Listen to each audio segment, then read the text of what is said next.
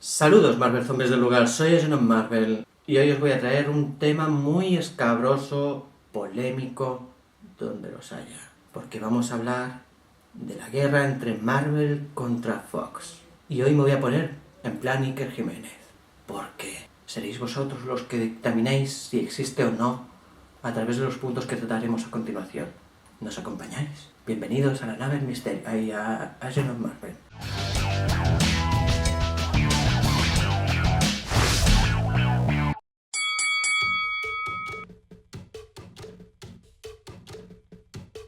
En los aciagos años 90 ocurriría una de las peores catástrofes a las que Marvel se haya tenido que enfrentar nunca. Una crisis que llevaría a la bancarrota a la Casa de las Ideas. En su desesperación, lo que haría sería vender sus franquicias más importantes, entre ellas Spider-Man, que vendería Sony, o los X-Men, que vendería directamente a Fox. No sería hasta principios del presente siglo cuando empezaron ya a idearse una forma de explotar estas licencias a través del cine. Con el tiempo empezaron a amasar millones y millones, algo que creó las envidias de Marvel. Fue entonces cuando Marvel, ya recuperada de su crisis, iniciaron su particular proyecto que les llevaría a consumar la creación de Marvel Studios y la creación del universo cinemático tal y como lo conocemos. Sin embargo, en Marvel, al no tener posesión directa de algunas de sus licencias más importantes, iniciaron su particular guerra contra los estudios. No comentaremos su particular guerra contra Sony porque nunca han tenido una guerra abierta contra ellos, pero sí con Fox. Les vamos a mostrar los indicios que indican que lleva mucho tiempo ocurriendo. Cuando se estrenó la de X-Men, la peli pues despuntó. Y entonces el director de la película, Bryan Singer, reveló que para la secuela de los X-Men iban a contar el origen de Lobezno. Claro, en Marvel dijeron, ¿cómo es posible que sea en otro medio donde se vaya a contar el origen de Lobezno? Entonces se pusieron rápidamente a crear el origen definitivo de Lobezno. De ahí surgió la miniserie de Origin. Cuando Bryan Singer se refería al origen de Lobezno, se refería a adaptar la emblemática historia de Arma X. Por supuesto, Marvel, al revelar el origen de Lobezno, se metió en un pantanal del que no supo salir y hubo muchos fans que quedaron muy descontentos y otros que aplaudieron que Marvel se apostara por unos nuevos caminos que abrieron a la editorial al siglo XXI. Lobezno, Vengador. Una de las maniobras más polémicas de la Marvel del actual siglo fue la de hacer y condecorar a Lobezno Vengador. Y es que a pesar de lo que pueda parecer, los Vengadores no eran un grupo para nada molón, necesitaban a personajes que tuvieran chispa, que tuvieran swag, y Lobezno era uno de ellos. Y de esta manera consiguieron arrebatar a Lobezno del sector de los X-Men y llevárselo al de los Vengadores. Dinastía M solo sirvió para un solo propósito, que fue el de sacar del tablero de juego a la Patrulla X de la forma más descarada que pudieron haber concebido nunca. Y es que para ello utilizaron uno de los peores Deus Ex Machina que se hayan podido inventar. En No Más Mutantes de la Bruja Escarlata exiliaron a los mutantes al peor destino geográfico que podían haber elegido, que fue San Francisco. Qué casualidad, que fue allí donde los X-Men fracasarían de manera estrepitosa con X-Men La Decisión Final. Y es que allí fue donde condenarían la carrera cinematográfica de los mutantes, y fue en San Francisco donde morirían definitivamente. Dinastía M solo sirvió para eso, para sacar de la ecuación a los mutantes y permitir que los Vengadores brillaran con luz propia, alejados de la sombra de los putos mutantes. Fue una excusa muy barata. Una de las excusas que utilizó Marvel por aquel entonces era que la gente ya se había acomodado demasiado a sacar mutantes y que ya no se curraban historias de origen como antaño, pero bueno, demasiado. Después de la dinastía M y con los mutantes ya con su número menguando porque ya habían muerto la mitad del plantel que habían dejado, Marvel decidió cerrar el ciclo que había iniciado con Dinastía M con un mega crossover que enfrentaría a sus dos grupos por antonomasia, la Patrulla X y los Vengadores, y lo hizo coincidiendo con el estreno cinematográfico de Los Vengadores de Joss Whedon. Ahora volvían al seno que les habían hecho abandonar y los liaban a hostias limpias contra los Vengadores en una saga con un solo propósito, que era el de reafirmar el papel de los Vengadores por sobre los mutantes. Es decir, el enfrentamiento tuvo un claro ganador y fueron los Vengadores. Todo fue una medida de control de Marvel para demostrar que, a pesar de que fuera Fox la que poseía los derechos cinematográficos, eran ellos los que tenían la potestad con los mutantes y la última palabra en los cómics. Y es que a nadie se le puede escapar que una película solo dura 2 horas, un cómic aún se mantiene en publicación y es lo que mantiene vivo a los personajes dentro de lo que cabe. Tras enfrentar a los X-Men contra los Vengadores, en Marvel se les ocurrió la genial idea de hacer lo mismo que años antes habían hecho con Lobezno, que era la de integrar a mutantes de manera proactiva al seno de los Vengadores, como es el caso de Pícara, Chaos o Fuego Solar. Incluso Lobezno tuvo su permanencia en la nueva colección que nacería, que sería Uncanny Avengers o Imposibles Vengadores.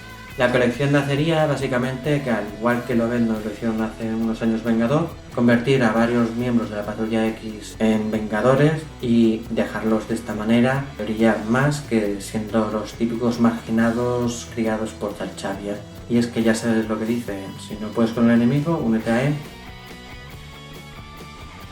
En todo universo de ficción, uno de los elementos indispensables es tener una raza de superhumanos.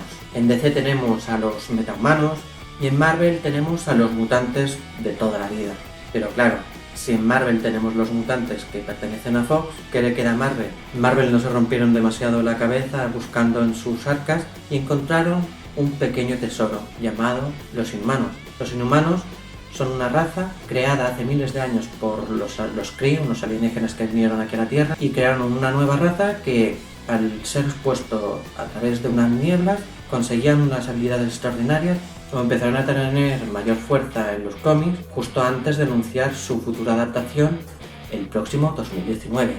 Entonces los Inhumanos lo que han hecho actualmente ha sido pasar a ocupar el lugar que antes ocupaban los mutantes. Se podrían confundir perfectamente y probablemente nos confundamos más de una vez en el futuro no muy lejano. Emulando la película de Lobezno Inmortal, a Marvel se le ocurrió la genial idea de quitarle su factor de curación en los cómics. Y es entonces cuando empezaron a socavar al personaje hasta tales extremos que, de ser uno de los personajes más populares de la editorial, pasaría a ser uno de los más odiados, entre comillas. De la noche a la mañana el personaje dejó de tener ningún tipo de carisma y el no tener un factor de curación, todos los caminos nos condujeron a la muerte de uno de los personajes más importantes, no ya de Marvel, sino de Fox, porque es de los pocos personajes de Fox que ha conseguido una película en solitario y que incluso ha tenido éxito. Entonces la idea en el cómic se llevó hasta el extremo y lo mataron, pero ahora en Marvel no está promocionando a Lobezno, sino a muchos Lobezno, y casualmente muchos de los Lobeznos que han presentado las miniseries posteriores a la muerte no son ni mutantes. Los mellizos Maximoff fueron presentados en los primeros números de la Patrulla X, siendo miembros de la Hermandad de Mutantes Diabólicos. Al cabo de un año, Stan Lee le dio por reformular la formación de los Vengadores y lo que hizo fue añadir a Mercurio y a la Bruja Escarlata dentro de los Vengadores. El concepto caló hondo porque desde entonces solo fueron considerados Vengadores a pesar de su procedencia mutante.